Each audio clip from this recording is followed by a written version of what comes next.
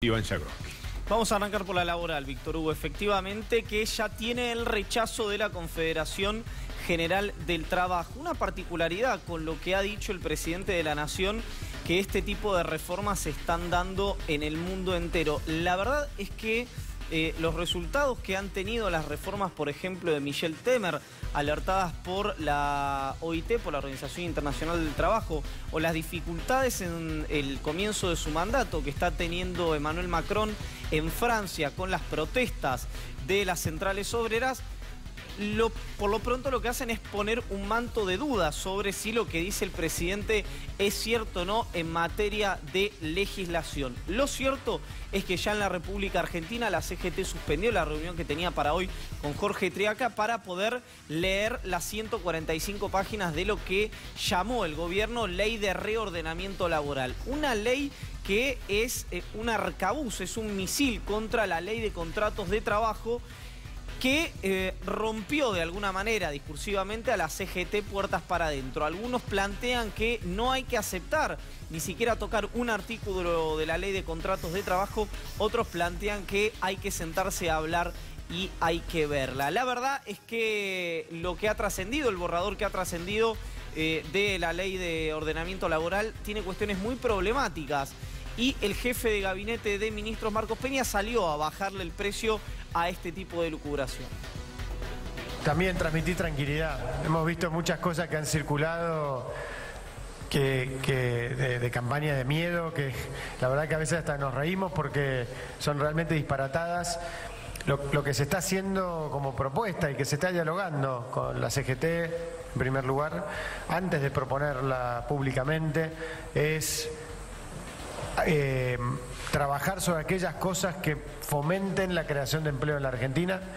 Un rubro que tenemos que encarar en general tiene que ver con lo que dicen la litigiosidad, o básicamente, traducido de otra forma, la mafia que muchas veces se ha generado por los juicios laborales, que terminan generando millonarias ganancias para algunos abogados. Nosotros obviamente defendemos los principios de nuestro derecho laboral que cuidan y protegen al trabajador, pero lo que se ha visto en los últimos años es otra cosa.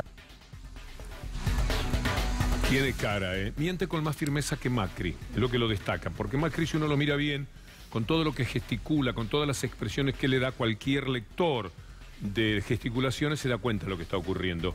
Marcos Peña es un poco más sólido, pero por supuesto lo que está diciendo es una mentira tras otra. Campaña del miedo, ¿de quién y para qué? ¿Por qué abrir una campaña del miedo ahora? ¿Cuáles son las elecciones que hay dentro de 15 días, de un mes, de 2 meses, de 3 meses?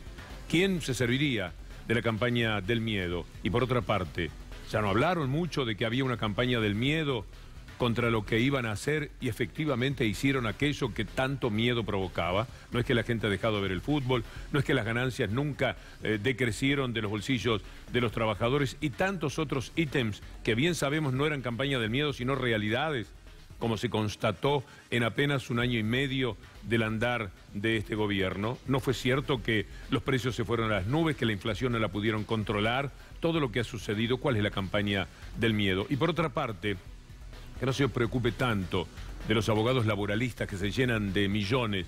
Los que yo conozco tienen una moderada vida, una aceptable vida, pero no son los millonarios de los bonos, de los que están metidos en las LEVAC, de los que trafican a través del Banco Central, de los negocios que este gobierno hace con el mundo entero, en ese mundo financiero que se propone. Que no se preocupe Marcos Peña.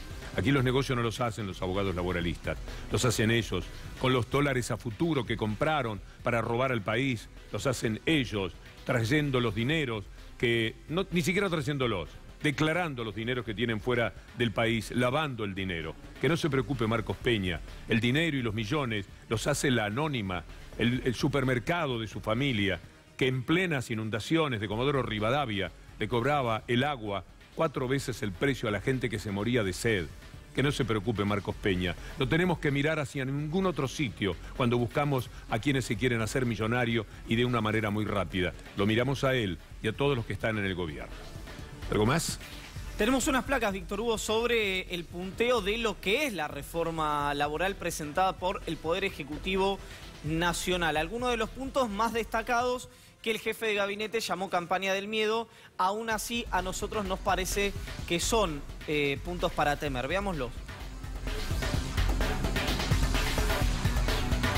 Los 6 primeros meses, blanqueo laboral a costo cero para empleados y restantes con un descuento del 70%. Se reducen las cargas patronales de 21 a 19% en forma escalonada anual hasta llegar al nuevo piso en 2022. Esto lo sacamos, y vale la cita, de una nota del colega Mariano Martín en Ámbito del día de ayer.